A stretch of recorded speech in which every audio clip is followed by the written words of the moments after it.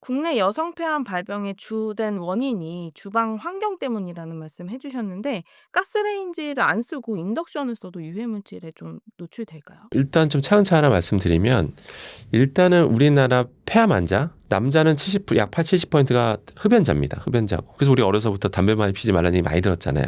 폐암 걸릴 가능성이 높아지니까. 팩트잖아요. 근데 여성 폐암 환자는 완전히 얘기가 다릅니다. 우리나라입니다. 우리나라 여성 폐암 환자의 약 90%는 비흡연자입니다.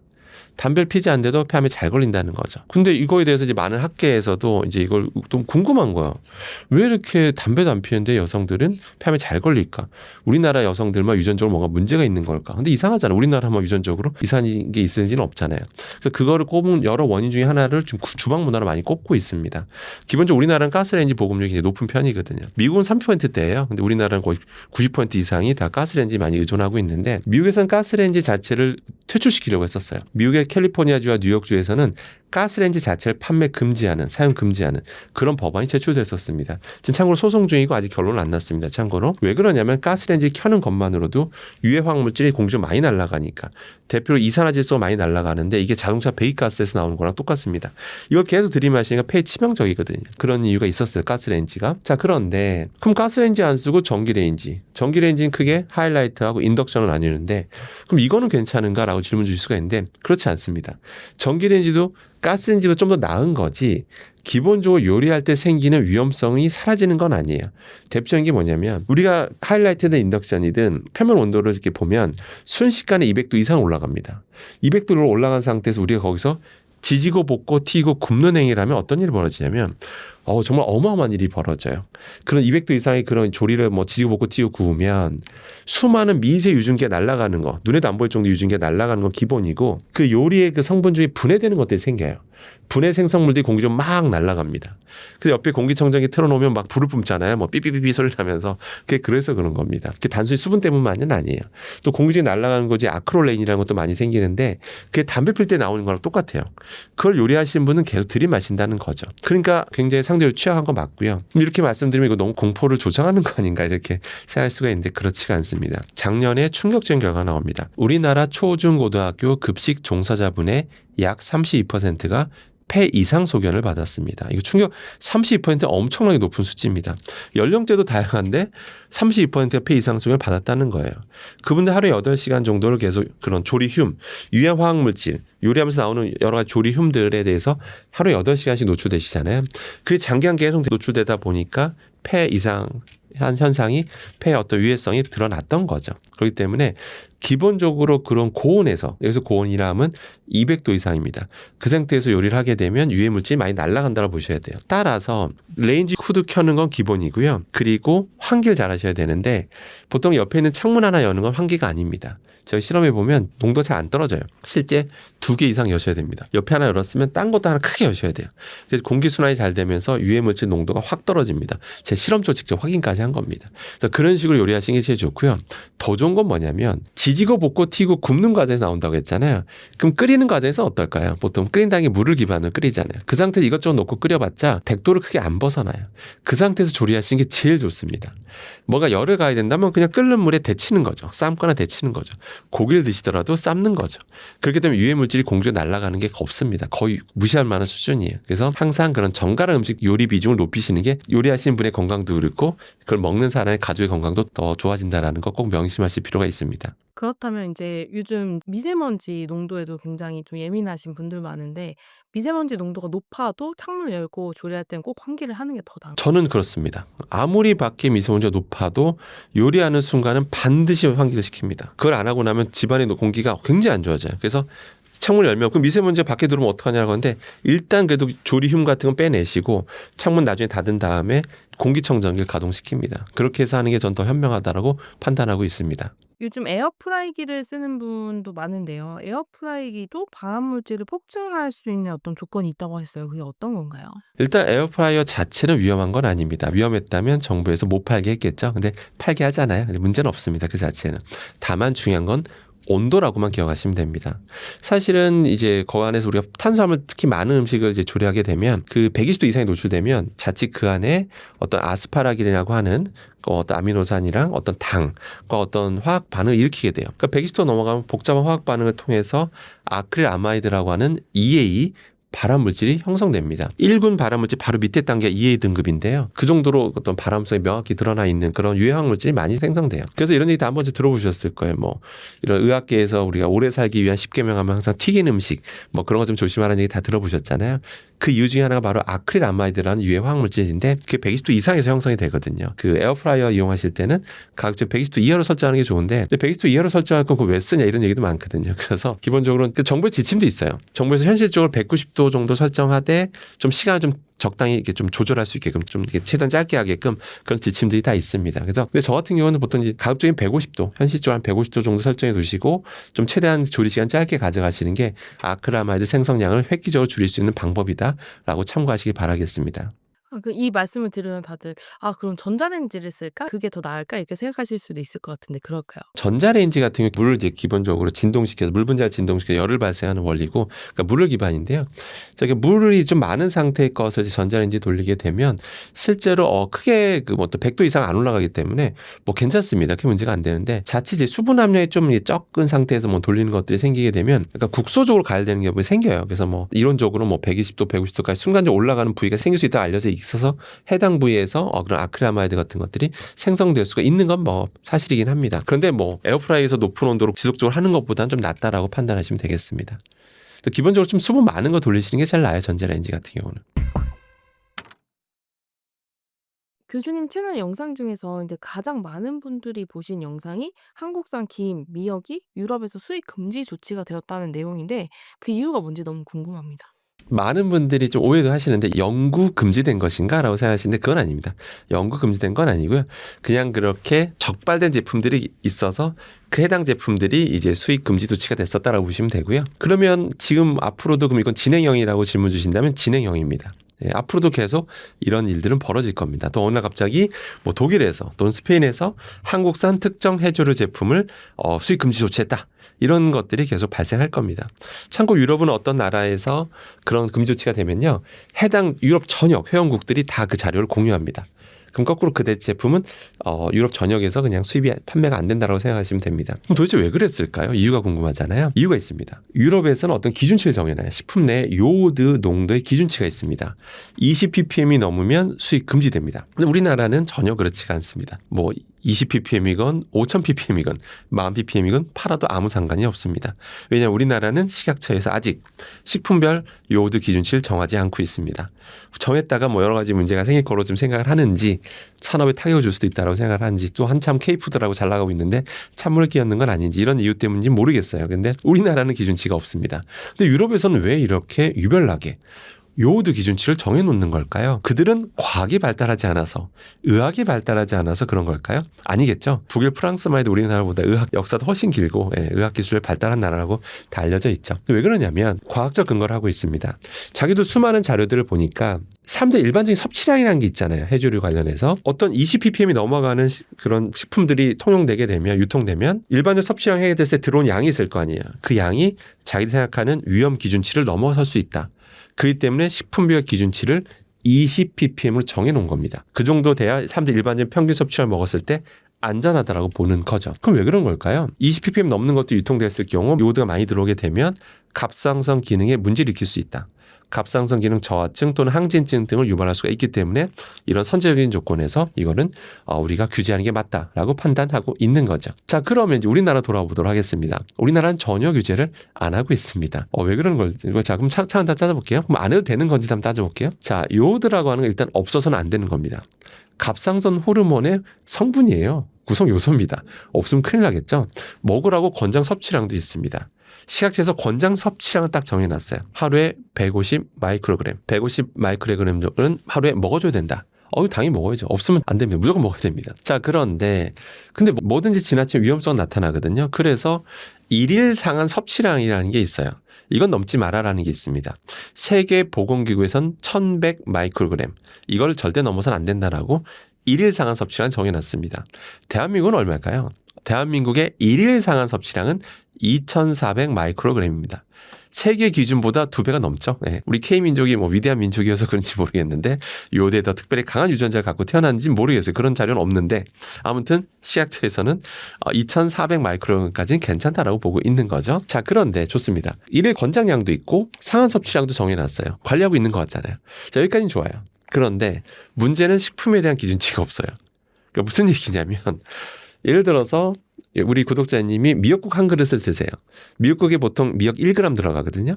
자, 그런데 기준치가 없잖아요. 그러니까 어느 정도 요오드가 많이 포함된 미역을 먹는 건지 아닌지 알 수가 없잖아요. 독일에서 한번 적발된 농도가 5,000ppm이었거든요. 약 5,000ppm. 만약에 그 적발된 농도를 대입해 보면 아까 미역국 한 그릇만 먹어도 그 5,000ppm 농도로 존재하고 있다면 한 그릇만 먹어도 1일 상한 섭취량을 훌쩍 뛰어넘게 됩니다. 위험하다는 얘기죠. 근데 사람들은 알 수가 없어요. 미역국 한 그릇 먹으면 이게 100ppm짜리로 존재하는 N지 10ppm으로 존재하는 미역인지 알 수가 있나요? 알 수가 없습니다. 왜? 판매업체에서 그런 걸 따질 필요가 없습니다. 판매업체에서는 그냥 미역 채취해서 건조하고 뭐 적당히 처리해서 팔면 돼. 왜?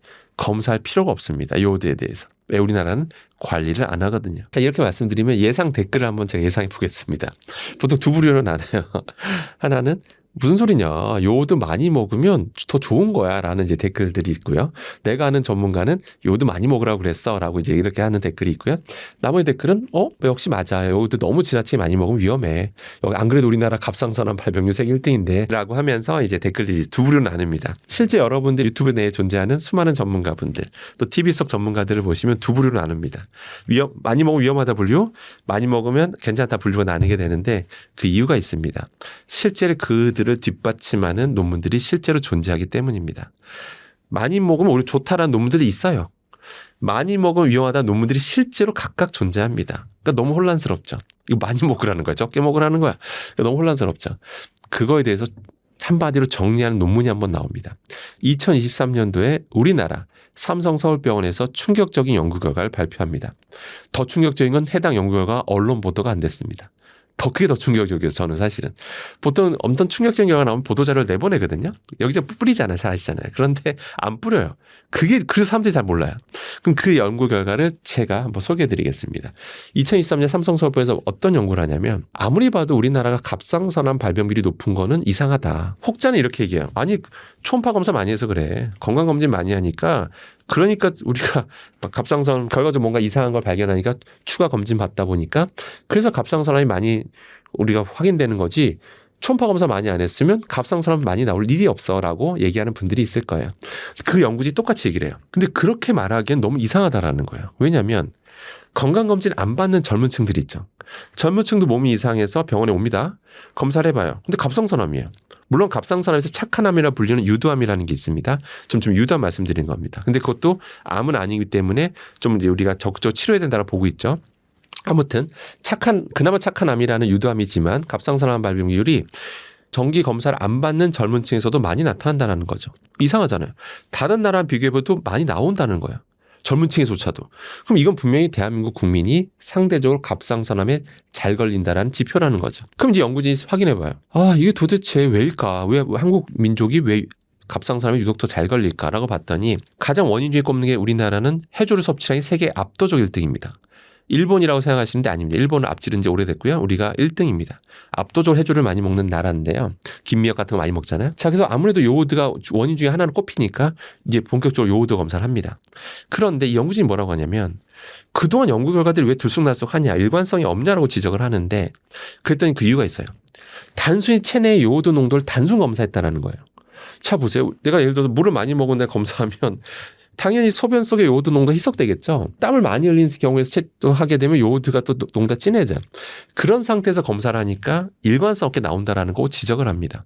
그 연구진이 뭐라고 하냐면 삼성서울병원 환자들 이제 새로 조사를 합니다. 사람 많잖아요. 손님이 많잖아요. 대주군이 있고 멀쩡한 사람도 있고 신규 갑상선암 환자를 비교해 봅니다. 했더니 실제 체내 요오드 농도를 어떻게 보냐면 보정해서 봐요. 그 크레아틴이라는 화학물질이 있는데 소변 속에 존재하는 크레아틴 농도로 보정해서 요오드 농도를 다시 관찰해 봅니다. 그랬더니 실제로 보정해서 보니까 체내 요오드 농도가 높은 사람일수록 갑상선암에 걸릴 가능성이 확실히 상관관계가 있다는 것을 이 연구진이 최초로 밝힙니다. 2023년에 사이언티픽 리포트라는 저널에 이제 드디어 발표가 됩니다.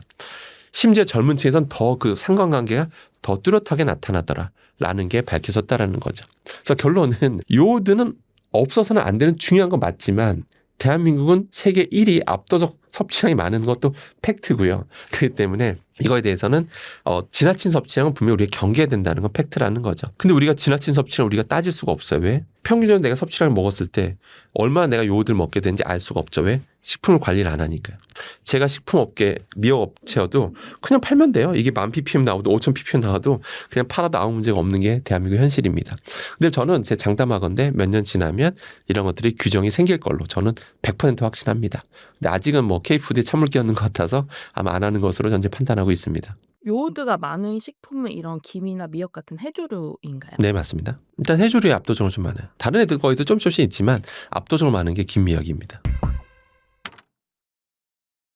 그리고 여성분들이 많이 하는 젤네일이 유럽에서는 금지되었다고 하는데 그 이유가 무엇인가요? 작년 중순에 충격적 결과가 나오는데요. 유럽에서 특정 성분이 들어가 있는 젤네일을 아예 그냥 사용 금지, 판매 금지 뿐만 아니라 이 매대에 진열되어 있는 것도 판매 금지 다 회수하라고 합니다. 이런 경우는 흔치 않거든요. 보통은 그냥 유예기간을 줘요. 뭐 내년 몇 년 언제부터 이제 판매 금지니 그때까지 다 판매하고 끝내라 이렇게 하는데 이상하게 너무 좀 극단적인 조치를 취합니다. 도대체 그 성분이 뭐였길래 문제됐냐면요. TPO라는 성분 때문이었어요.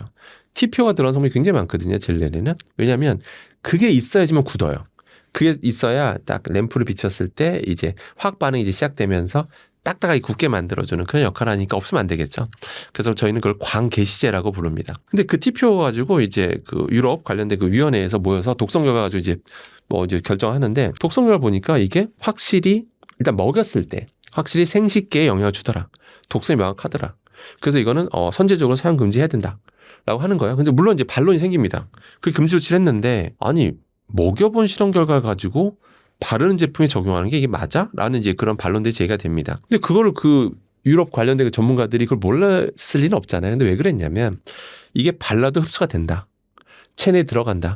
충분히 들어갈 가능성을 배제할 수 없다. 실제 들어간 결과도 있고요.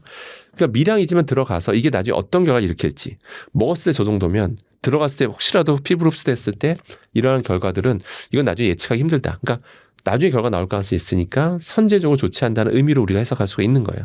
그래서 그렇게 선제적으로 한다는 건데 우리나라는 현재 어떤 상황이냐면 아직은 전혀 고려 대상이 아닙니다. 현재 TPO가 들어간 제품들은요 다 팔아도 되고요. 아무 문제가 없습니다. 그래서 그럼 이거 쓰지 말아야 될까라고 생각해 볼 수가 있잖아요. 저도 내 생각을 해봤는데 전문가로 생각해 봤는데 아직은 지금 사용 금지할 만한 근거는 아직은 좀 불분명해요. 충분하지 않다라고 보시면 됩니다. 왜냐하면 이게 TPO라는 성분이 되게 그 젤네 전체 성분 중에 좀 안정하게 존재하거든요. 발랐을 때 정말 이 침투된 양을 아무리 따져봐도 정말 이건 초극미량이고 바르자마자도 바로 우리가 또 이게 작업을 들어가고 램프 비추고 이런 과정을 따져보면 정말 그 흡수되는 양은 정말 무시할 만한 수준이라고 솔직히 좀 판단이 됩니다. 그래서 아직은 금지할 정도는 아니고 그리고 우리가 또 젤네를 해봤자 정말 이걸 뭐 매일 하는 사람은 없잖아요. 사실은. 많이 해봐야 전에 한 달에 한 번, 두 달에 한 번이잖아요. 그러니까 그 정도 조건에서 현재까지는 저는 괜찮다라고 판단하고 있습니다. 다만 너무 극단적으로 많이 하시는 경우는 뭐 진짜 일주일에 한 번씩 무조건 한다든지 예를 들어서 그런 경우만 아니라면 저는 아직까지는 괜찮다라고 보고 있습니다. 디퓨저를 요즘 정말 많이 선물하기도 하고 많이 쓰는데 이게 사용했을 때 치매 위험이 높아질 수가 있다고요. 일단은 네, 요즘 참고로 치매라는 단어 요새 좀 안 쓰는 이제 추세입니다. 언론계든 의학계에서 치매라는 단어 잘 안 쓰려고 하는데요. 치가 어리석을 치, 매도 어리석을 매. 사실 병인데 어리석다는 말 쓰는 게 맞지는 않잖아요. 그러다 보니까 중증 뭐 인지 장애, 뭐 중증 뭐 인지 기능 저하 뭐 여러 가지 용어들로 요새 좀 바꿔서 부르는 추세라고 하니까요. 저도 이제 중증 인지 장애, 중증 인지 기능 저하로 좀 말씀드릴 건데요. 이런 것들을 이제 원인을 이제 많이 찾으려고 노력 중이잖아요. 여러 학계에서. 전에 그냥 유전이라고 보는 경우가 많았었는데 근데 유전이라고 보기엔 너무 이상한 게 많은 거예요. 예를 들어서 뭐 오키나 장수촌 이런 장수촌들 보면 이런 인지기능 저하 현상이 별로 안 나타나더라 이거죠. 이상하잖아요. 그분들만 뭐 독특한 유전자가 있을 리는 없잖아요. 그죠? 특히 장수촌 분들 보면 되게 인지기능 저하가 잘 안 나타나거든요. 그럼 이게 단순히 유전만으로 설명할 수가 없다라는 거겠죠. 분명히 후천적 요인이 있다라는 건데 그 후천적 요인을 찾기 위해서 많은 학계에서 노력을 하고 있죠. 뭐 여러 가지 중금속이라든지 뭐 여러 가지 찾고 있는데 근데 이제 어떤 학자가 작년에 어떤 연구를 했냐면 혹시 생활 속 화학 제품들에서 중에서 혹시 이런 인지기능 저하 관련 있는 제품이 있지 않을까. 그걸 이제 조사를 한 거예요. 그래서 수많은 사람을 이제 분석을 합니다. 그래서 8개 제품을 딱 선정을 해요. 이거의 사용 빈도수와 실제 인지기능 저하와의 이제 관계를 살펴본 거예요. 했더니 특정 3개 제품을 많이 쓰면 쓸수록 인지기능 저하가 나타난다는 게 상관관계가 있다라는 걸 최초로 밝힌 논문이 이제 발표가 됩니다. 최근에. 그 3개 제품이 뭐였냐면요. 바로 손소독제, 그다음에 구강청결제, 방향제였어요. 그 3가지가 이제 기본적으로 좀 상관관 많이 쓰면 쓸수록 상관이 있다고 했는데 제가 그 논문을 다시 분석해 봤는데 8개 제품 다 제가 봤을 때 다 상관관계가 있어요.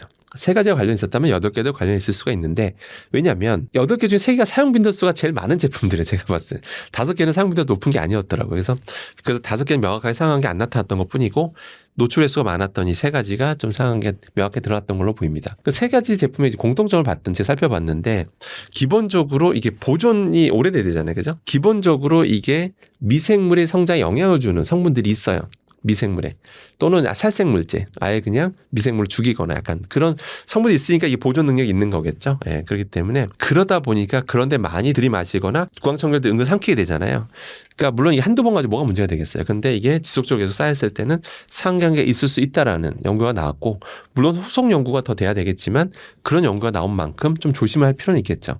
대표로 구강청결제 같은 경우는 입에 우리 밤에 자기 전에 하고 뱉고 하지만 잔류하잖아요.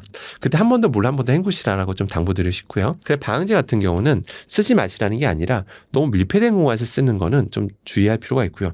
특히 욕실 같은 데서 너무 밀폐돼 있잖아요. 그런 데서 쓰는 것보다는 쓰신다면 좀 멀리 두고 쓰고 집안 구석에 두거나 그리고 주기적으로 환기해서 쓰시는 게 제일 좋다라는 거 꼭 명심하실 필요가 있습니다. 심지어 요새는 뭐 이게 그런 향 날아가는 거 조절할 수 있는 그런 기능이 있는 것도 있다고 들었는데 약간 좀 더 은은하게 최대한 은은하게 쓰시는 것도 한 방법이겠습니다. 층간소음 매트나 또 여성분들 많이 쓰는 요가 매트 이런 것도 좀 유해 성분이 함유될 수 있다고 하셨는데 그게 어떤 일단은 그런 매트들 보면 여전히 많이 쓰는 게 PVC 계열을 많이 씁니다. PVC 플라스틱을 기반으로 이제 가수제를 넣어서 이제 써서 이제 말랑말랑하게 한 상태로 이제 쓰게 되는데 뭐 그것까지 문제되지 않습니다. 그런데 문제가 있어요. 가끔 이제 어떤 실험 결과 보면 공기 중에서 포탈레이트가 검출돼서 막 공기 중에 먼지 같은 거 이제 분석해 보니까 포탈레이트 성분이 떠돌아다녀서 문제됐던 적이 있는데 그게 왜 그러냐면 이게 그런 플라스틱 소재가 처음엔 괜찮아요.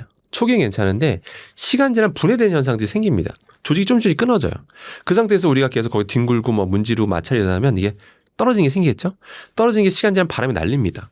그럼 뭐 공기 중에 떠돌아다니겠죠. 먼지 묻어 돌아다니게 되고 그래서 공기를 분석해 봤을 때 그런 포탈레트 성분이 검출됐던 게 그래서 나타난 것으로 보고 있습니다. 그렇기 때문에 시간 지나면 공기질을 나쁘게 만들 수가 있다는 거죠. 그래서 제품 초기 때는 전혀 걱정할 필요가 없지만 문제는 이게 오래 써서 막 시간 지나면 다른 거 보이신 적 있잖아요. 다른 거. 그러면 이미 늦은 거고요. 다른 게 눈에 보일 정도면 이미 늦은 거고 이미 조금 이제 이게 좀 약간 다른 게 슬슬 시작되는 것처럼 보인다라고 하면 미련 없이 교체하시는 게 실내 공기질 측면에서 훨씬 낫다라고 판단하시면 되겠습니다. 그러니까 영구적인 제품은 아니고요. 또 남이 쓰던 거 쓰시는 건 안 하시는 게 좋습니다. 그럼 이런 저희가 생활 속에 많이 쓰는 것 중에 에프클리아나 파스처럼 이제 분사 형태로 되는 것들이 있는데 이런 것들도 좀 위험한 편일까요? 일단은 그런 살충제 성분 자체에 많이 흡입될수록 위험성이 있는 거는 사실은 뭐 부정할 수가 없습니다. 왜냐하면 실제로 영국 연구 결과도 있었고요. 한국 연구 결과에 어떤 게 있었냐면 특히 농촌 지역 분들을 조사를 한번 해봤어요. 농촌 지역 분들 아무리 살충제 같은 이런 걸 많이 뿌리잖아요. 착착착 많이 뿌릴 수밖에 없는데 그 많이 들이마시잖아요. 그죠? 그런 걸 많이 들이마신 사람일수록 인지기능 저하가 확실히 명확하게 드러난다라는 결과가 영국에서 나왔고 한국에서도 나왔습니다. 그런 살충 성분에 많이 들이마실수록 안 좋다라는 게 어느 정도 상황이 있고 또 예전에 최근에 방향제 또 구강청결제 관련된 연구 결과도 나온 만큼 기본적으로 고농도로 지속적으로 들이마시는 건 안 좋다라고 보고 있습니다. 그래서 저는 이걸 어떻게 쓰시라고 말씀드리고 싶냐면 이거 쓰면 유용하게 쓰면 좋아요. 뭐냐면 보통 그걸 뿌려놓고 그 안에 주무시지 마시고 우리가 침실이 보통 따로 있잖아요. 거실에서 안 주무시잖아요. 침실에서 미리 좀 뿌려놔요. 그럼 문 닫아놔요. 그럼 숨어있던 모기가 다 죽습니다. 그 다음에 좀 숨을 참고 들어간 다음에 자기 전에 창문을 열어요. 다 방충망 있잖아요. 방문 살짝 열어요. 순간 환기돼서 그 냄새를 빼는 겁니다. 그 사이에 모기 들으면 어떡하냐는데 그건 어쩔 수 없어요. 그래도 빼신 다음에 최대한 뺀 다음에 그 안에서 주무시는 게 저는 가장 현실적이라고 보고요. 그걸 계속 씩 불어놓은 상태에 주무시거나 아니면 뭐 그걸 계속 켜놓고 주무시는 거는 좀 바람직하지 않다라고 보고 있습니다.